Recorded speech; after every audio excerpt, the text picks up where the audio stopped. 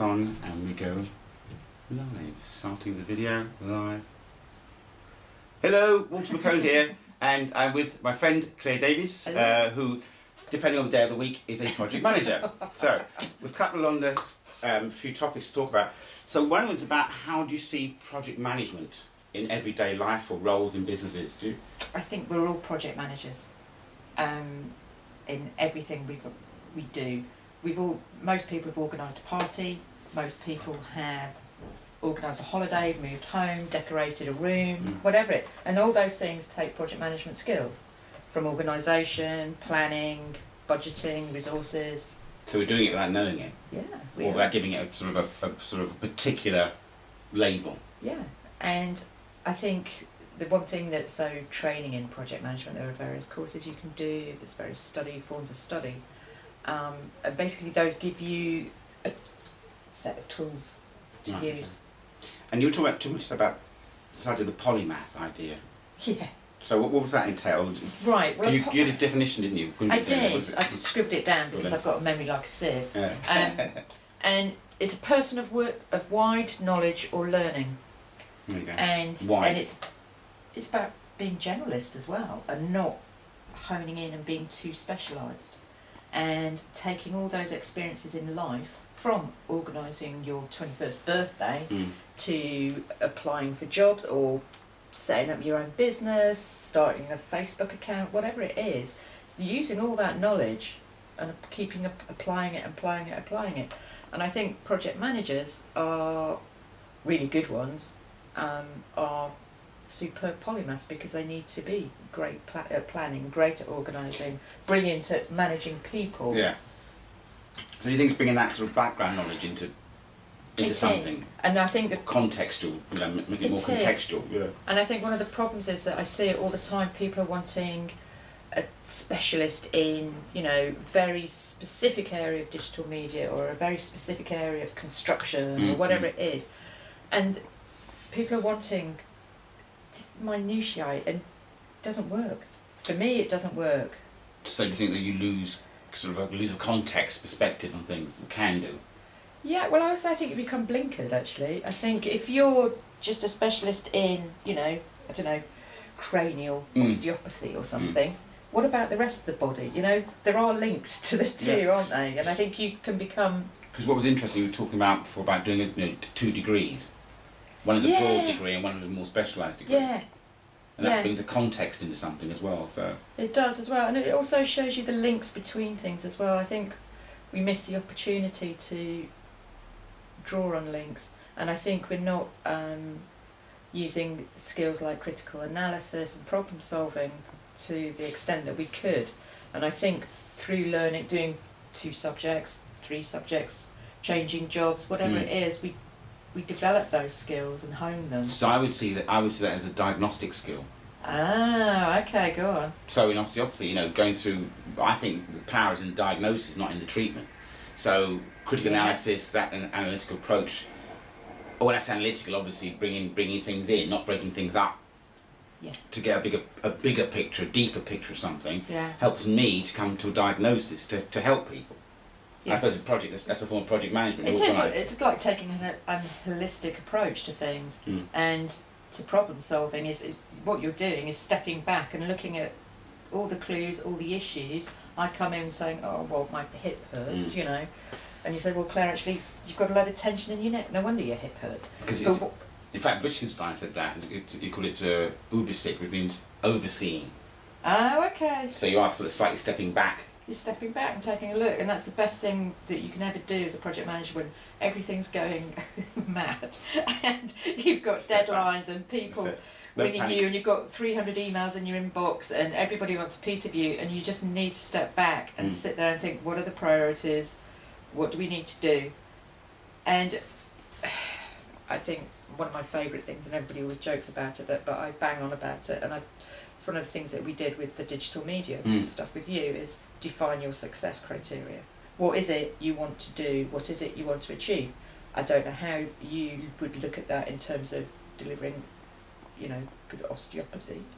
But I suppose in a way it's you do get into doubt. I mean, when I first qualified billions of years ago, you know, it's that thing about defining what you want to do in osteopathy. Do you want to just be general practice, or do you want to do a bit of rugby or American football? Or so you have to have these defined areas, but you haven't lost the umbrella.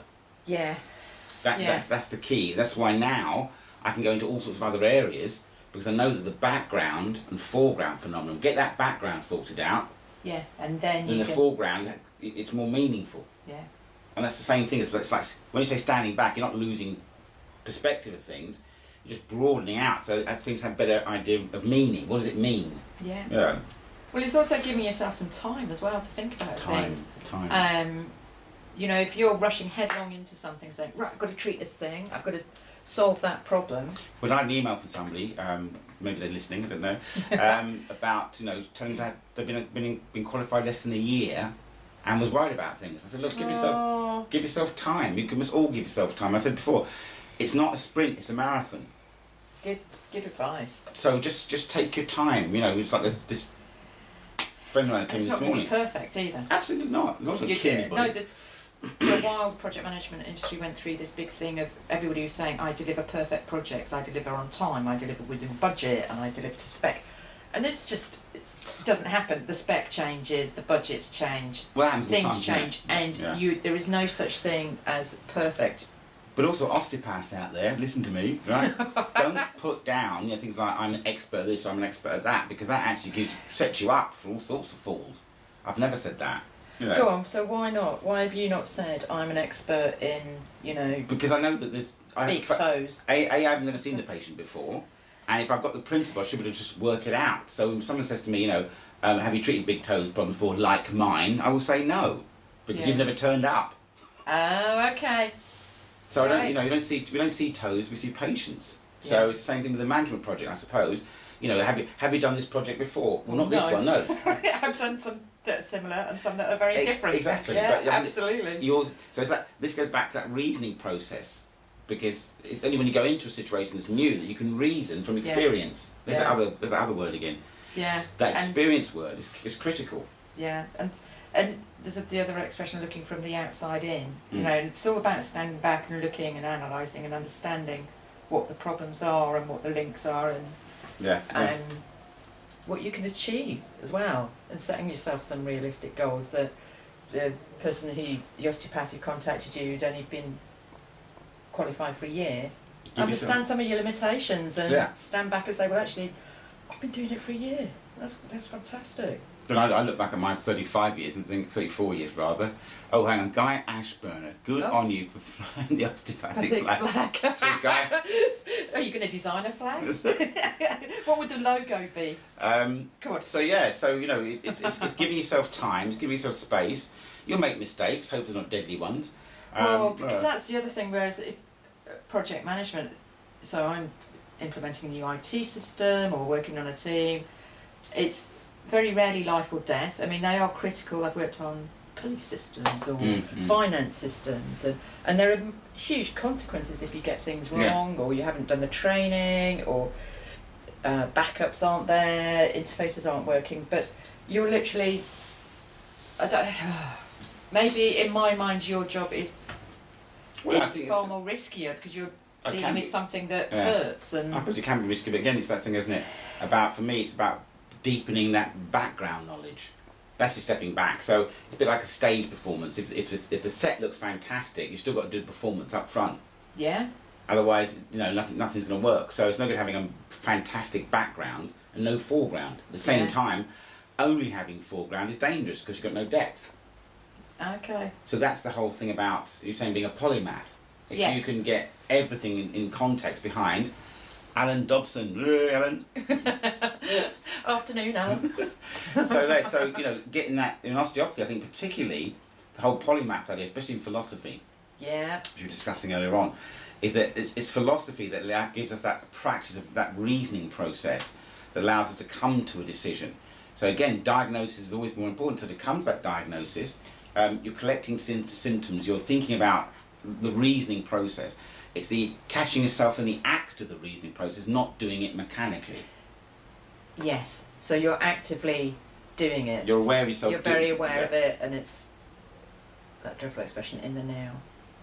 Did that dreadful expression, yeah, in the now. Which I do apologise for using. Yes, but it's that thing about, we're coming into the now. We never quite get there. Yeah. It's always moving. It's like Dr. Still, the founder of osteopathy, said, I made a quote yesterday about something always being the end. Whenever we see matter, it's the end. Because it's been coming all the time, coming all the time, coming all the time. So when we see a flower, for example, it never stays the same, but what we're looking at is an end of a process. Yes. Which moves. And as human beings, the same. Project management's probably the same. I would look at a lovely example by Aristotle. Aristotle called it the potential and the actualizing. So if you're looking at a project, the project is always in potential until it's being done, and then it's actualized. In service, and you're up and running. Then it's actualizing. Yeah. So a pile of bricks is a potential for a house actualizing. Yeah, or even before that, a pile of clay. Whatever. So it's something that's the potential's there. Yeah. But it doesn't actualize until it starts moving, until it starts being built or being designed or being treated. And also, it's not finished. When's a project really finished? You define that at the beginning, so that you good projects. You define what is success, and then you know when you've done it, so that your client can say, "Yeah, I've tested. I've done my user acceptance testing. That was the remit. That was the scope." So let's say that's the patient. Sign off. No, that's the patient, the project. But you, as the project manager, when do you ever finish? Because what Aristotle would say again is you're unfinished because you're the potential actualizing consistently. So you're gaining experience. You're always Aristotle said what you change also changes you. So every project that you do changes you. Yeah. So you're unfinished. Yes, I am. I'm a work in progress, definitely. That's it. So the project can be finished, but you never finish the project. Same as osteopathy. You never finish. The osteopath is unfinished. Yeah. The patient may leave, but the osteopath is unfinished because I take that experience with me, and it continues to move all the time. Well, I'm in IT, and there are constant upgrades and development. But it depends what kind of project you're working on. Mm-hmm. You can work on introduce a new system, a new, diary system, and that is implemented. And then there's the ongoing upgrades and ongoing development, but that's work. That's business as usual work. But you as a practitioner are unfinished because you go to the next project. Yeah. And you keep building and building. The same thing happens in osteopathy. Understanding that from a philosophical point of view, and which I'm trying to get across to people, that it never finishes. If you stay in that job as a person, it never finishes. You're gaining experience, good and bad, and you know how to deal with things. But until it's a dynamic. So each patient may leave, each project may finish. But the practitioner. But you, the project manager, you, the osteopath. Just keep moving. Is in development. One of the tools that we use, it's a bit of a classic, is analyse, design, develop, implement, evaluate. Okay, that makes sense. That's just a very simplified version of what we do, but it's and you can just look at any kind of problem or anything. We're solving problems. There's a business need for something, so you analyse it, you design it, you develop it, create it, and then you deliver it, you implement it, and then the really important bit, which is one of my big things, is you evaluate it. You learn your lessons. Same as in healthcare. Yeah. I think it should be the same thing. What do you think the role of digital media is in your work? I haven't done as much digital media work recently. I did lots a while back, and particularly spent some time with you on it.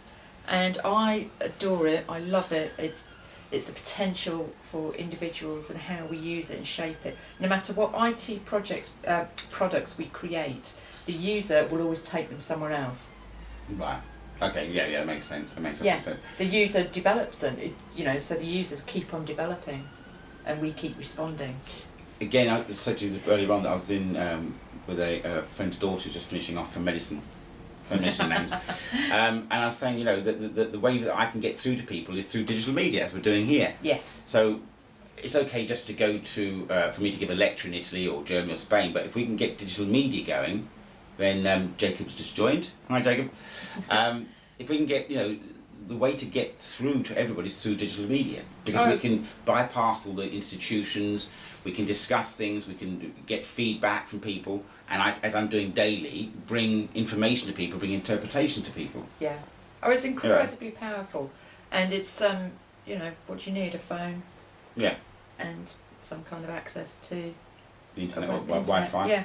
But yeah, so digital media. This is why I'm doing it, guys. And I really appreciate people giving us feedback. We've actually really good feedback. Well, that's and evaluation, isn't it? Yeah, that's evaluation. So I've got years to go on this, hopefully, but we know where we can do it, when we can get stuff done. So I do book reviews, for the future. But I think that having asked you the question, answering it myself in a way. Yeah, go on. It's like that. It's just really helpful. And you still hear people saying, I'm not having Snapchat, I'm not going to do this, I'm not going to put Instagram. Guys, listen, guys and girls, it's really important to. It's a powerful tool. And just because 20-year-olds put cats falling off tables and it goes viral, just ignore them. But no, don't, because they are great. The internet and cats is just the best thing ever. And I love it. And that's the power of people taking things and making it, and shaping it for themselves. Exactly, and we can shape it for ourselves as osteopaths globally. What else? Go on. Yeah, let's have I reckon there's probably more in digital media in terms of. I think a lot of people don't see how it applies to them, or that possibly they're afraid of it. So, there's always. I've done a lot of training, and you can always break down a group of trainees into pretty much into three categories. One, it's new and exciting, everything's great. Two, I'm going to sit on the sideline and I'm just going to, I'll wait till I hear what you say and whether to be convinced or not. And then there's the third, the arms are crossed, sitting at the back of the room going, I like to do it the way I've always been doing it, what's wrong with it? Yeah. And I think you can apply the same to people's approach to digital media, social media. Even looking at it I'm trying to use it as a form of digital education, basically, saying that I've got colleagues who still say, I'm not on Instagram, I'm not on Snapchat, which is a bit difficult to use. I'm not on Facebook, I'm not on LinkedIn. Get on them and use them so we can share stuff. What is that saying? We're saying, Alan, I find that in life we never stop learning. Well done, lad. True. Well, true. He was a what was he did? Paramedic. Oh, okay. Then became an osteopath, so right. So he brought that sort of trauma experience into osteopathy. Yeah, there you go. Yeah, because you did sports injuries. Yeah. And you bringing that broad view, but I think that education-wise, we need to get onto social media, all of us, so we can actually bypass the systems. If doing events like this live to air, that could be our CPD internationally, because we are communicating with each other. So if actually put that down as some sort of CPD, which actually don't do it long enough. Yeah. But you've got that whole lecture. So things like when I'm in Ireland, or when I go to Poland this year, I'm now going to start using live streaming social media so people can watch an hour of the lecture. Oh, fantastic! Because I've sat in on some of your lectures. He still does both. Ah, still do both. Oh, well done. Got to agree with you there, guys. Gilly Woodhouse. Oh, look, Gilly's here. Gilly. Yeah, got to agree with you there, guys. Nice one. So I think the whole process of broadening our aspects of things, deepening personal experience, bringing all our life experiences, and taking time through all this, and putting it across social media. We need to use social media. I think also with social media that you can use it how you want to use it, and if there's a lot of people who will just be sitting watching this who won't drop a comment in and say hello, who won't stick their head above the parapet, but they'll be reading it and absorbing it and thinking about it. And that's their way of using it. They don't have to actively ask a question or give some feedback. Yeah. There's a lot of people who sit back on the edge and just read, and that's brilliant. And that's where they're comfortable. Okay, anything else you'd like to add? I don't know, it's Wednesday, we're in North London. So I want to try and keep these once a week. Yeah, we're 19 minutes. 19 minutes, so there's information. Okay. And hopefully we'll have some more another person in for next week as well, which would be great. So think about it, be about the same sort of time, same sort of day, maybe Tuesday or Wednesday each week. Anyway, thank you, Claire. Pleasure. for coming in. And Pleasure. Claire looks after me. Just we're going to look on social media. There's lots of thumbs up going across the screen. Hey. Okay. And then we'll keep it weekly. All right. Thanks for watching, everybody. Cheers. So please send your comments in. We'll do some more, or any ideas of any subjects. Any questions? Any questions? We can still get on. We can still look normal genes. Brilliant. I'll be watching. Yep. Brilliant. Thank you so much. Questions in, please, or any subjects you'd like me to get hold of. Any Keep people. them coming. Thank you. And another thumbs up. I'm loving the thumbs up. I don't know whether anybody else can see that going across the screen. All right. Thanks, guys. See you later. Bye. There we go. As a